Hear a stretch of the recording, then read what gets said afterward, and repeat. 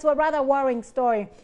A female receptionist in her mid-20s around Kasoa has been murdered after she was allegedly raped. The lady was working at the Peace Guest House when some men stormed the premises and murdered her after they raped her. Some neighbors who later went to the crime scene say she was completely naked in a pool of blood. Police in Kasoa say they are working hard to apprehend the suspects. Maxwell Agbagba has more.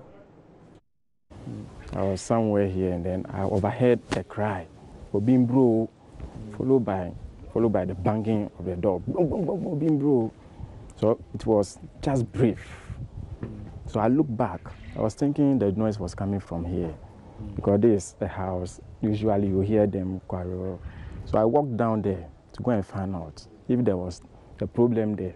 But I didn't hear them saying anything. So immediately I felt there was something bad because if it was to be a struggle or a quarrel, it would continue. But this one, the person went mute. I suspected foul play. So I was coming back. I came and stood here, still looking around, if I can hear the voice again. Then my brother came out. It was then I asked him if he heard someone shout for her. He said no. Immediately I was asking, then the voice came again. And this one, it was clear from here. He said, yes, it's true. The voice is coming from here. So because there's a little water here, I wore my Wellington boots. And fast, I jumped over the wall. But I didn't get inside, and I saw her. She was lying down there in front there in a pool of blood, naked. So I asked her, what happened? So then I watched the gate. The gate was opened. So I knew it's true, they have left. So I called my brother, then I jumped inside very fast. I said, what are you doing? Say, we're inside. So because she was naked, I had to rush inside and find something to protect her. And we took her to the hospital. But before that, I asked her if she had any contact that we could call to verify. What she kept saying is, so I knew if we get her phone, we'll get a contact. So I asked her, where's your phone? So I'm on the call. So okay. So we got to the hospital and we were thinking something quickly, emergency will be done to save her life. But unfortunately, after getting to 20 to 30 minutes time, the physician assistant, because there was no doctor, he came and told us she has passed away, totally naked. She was totally naked. In a pool of blood? In a pool of blood. She was totally naked. But by then, she was a little energetic because she was speaking. You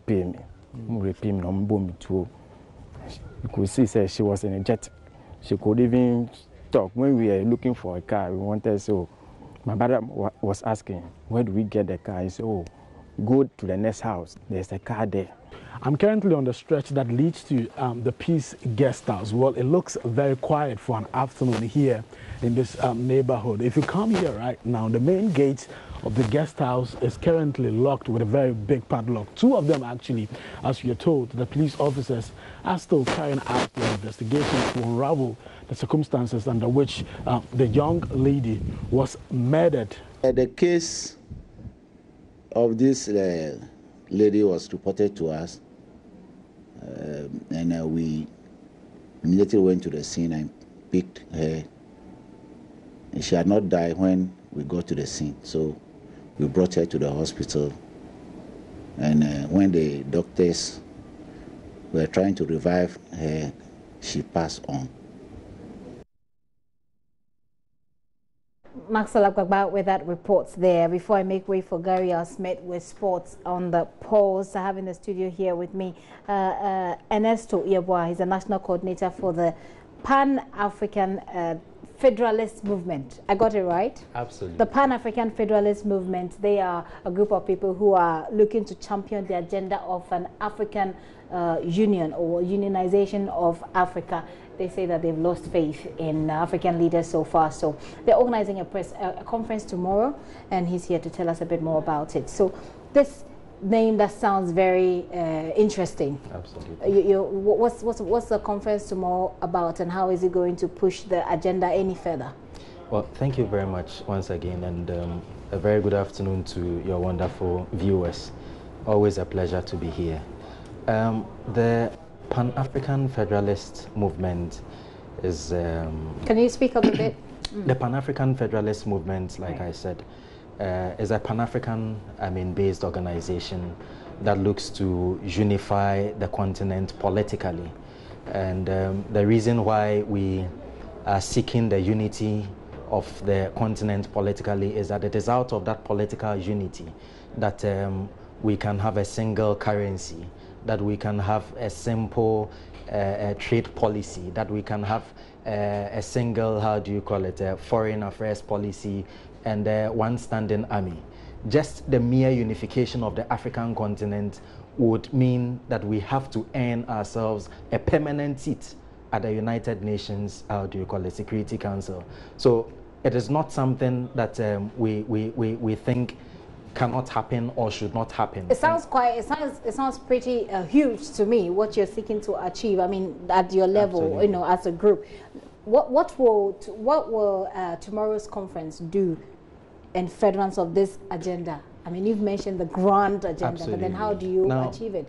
Tomorrow's conference is actually a meeting of participants from the West African sub-region, and currently as I speak to you are delegates from, the other African countries like Nigeria, Togo, Benin. All of them are arriving. In fact, Burkina Faso is already in the country. So hopefully tomorrow by 9 o'clock in the morning, we should, have opened the conference. And then after that is done, we would enter into a conclave, after which we would come out with, a communique on how we intend to fight to bring about this, Pan-African unity. Now, what we seek to do is to take it from the tables of the leadership of Africa, and then, get the people involved in advocating and in calling for, the unification of the African continent,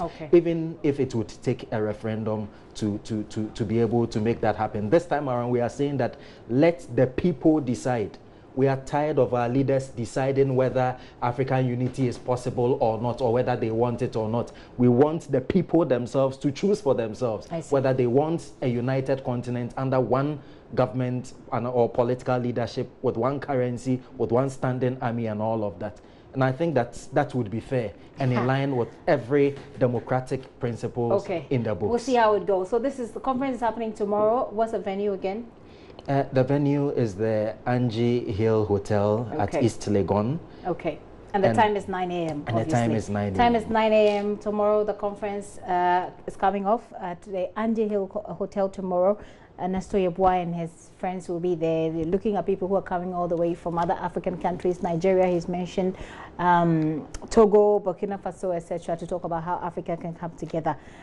I see that you do have a long way to go. I'm interested to know Africans how it are already works. intermarrying. I mean, they're already living across the borders, good. Some living here with us. So it is not an impossibility. We're already living African unification. Sounds good. We'll see how it goes. Ernesto Yeboah is the national coordinator for the Pan-African Federalist Movement, seeking to push the agenda for a unified Africa.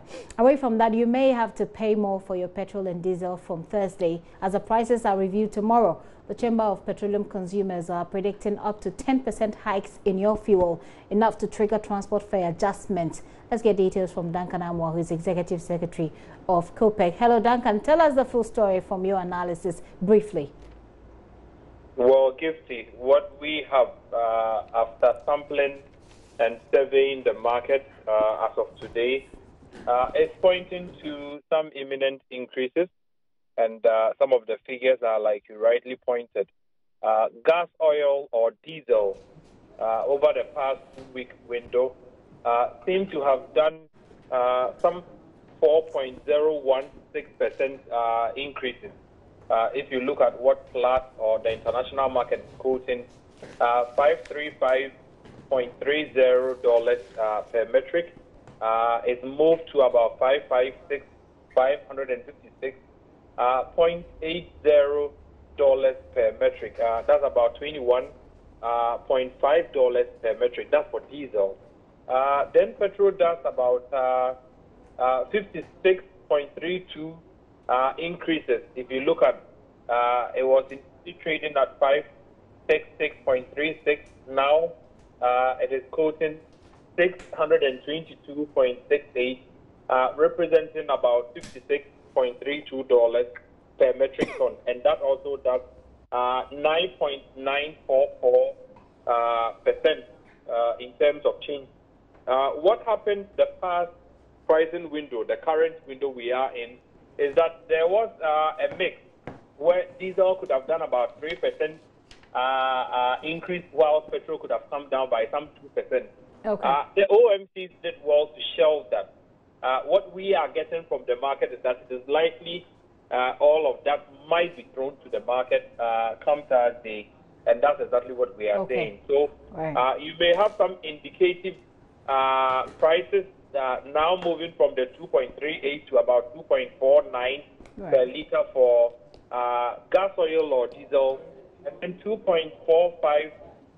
It was moving at 2.38, now moving to 2.45 for gasoline.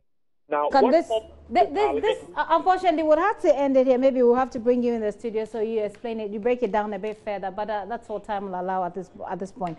Duncan Amoah is Executive Secretary of the Chamber of Petroleum Consumers there. Let me take a break for Gary Smith with Sports on the Pulse. Please stay with us.